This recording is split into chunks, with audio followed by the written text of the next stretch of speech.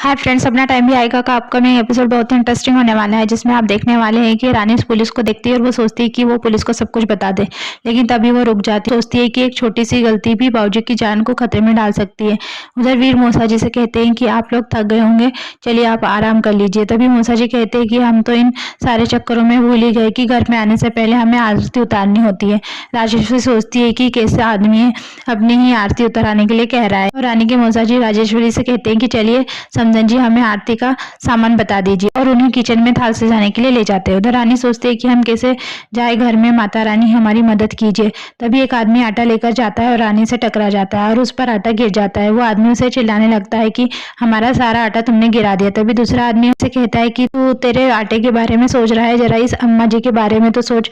और तभी रानी को एक तरकीब सूझ जाती है और वो वहां से दौड़ते हुए चली जाती है। वो आदमी कहता है कि ये क्या, ये तो बड़ी ही फुर्ती से भाग गई अम्मा। उधर राजेश्वरी मूसा जी की आरती उतारने लगती है। वो कहते हैं ये आप क्या कर रही है समदन जी? वो कहते हैं कि वही तो कर रहे हैं जो आपने कहा था। वो कहते हैं हमने हमारे लिए नहीं, दामाद जी के लिए थाल सजाने के लिए कहा। पहली बार उनसे मिले हैं ना, तो आरती तो उतारनी ही पड़ेगी और शगुन भी देना होगा।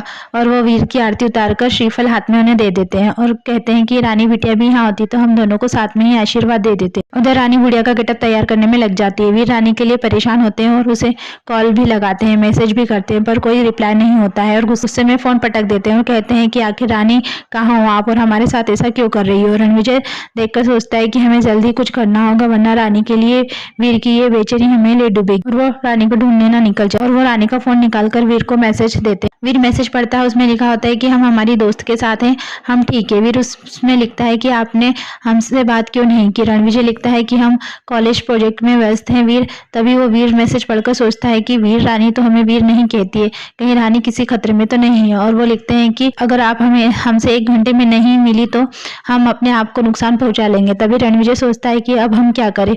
उधर राजेश्वरी भी सोचती है कि रानी कम थी क्या जो ये तीनों रिश्तेदार हमारे सिर पर आकर बैठ गए, और रानी है कहाँ? विक्रम आकर कहता है कि थैंक यू मॉम, आप भाभीसा के मेहमानों के लिए इतना कुछ सहन कर रही है।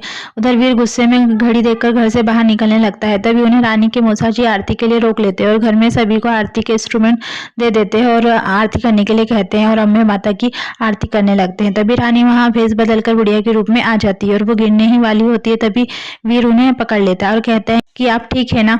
रणविजय कहते हैं कि कौन है आप? तभी रानी कहती है कि हम इस घर की नई नौकरानी है देवी। राजेश्वरी कहती है कि हम तुम्हें नहीं जानते। वो कहती है लेकिन हम इस घर के सभी सदस्य को अच्छे से जानते हैं, हुकुम ने हमें बताया था। वो पूछती है कौन हुकुम? रानी कहती है कि हुकुम को नहीं जानती आप, आपके पति दिग्विजय। राजेश्वरी सोच में पड़ जाती है। आगे के अपडेट के लिए हमारे चैनल को सब्सक्राइब कीजिए, शेयर कीजिए, लाइक कीजिए। Thank you.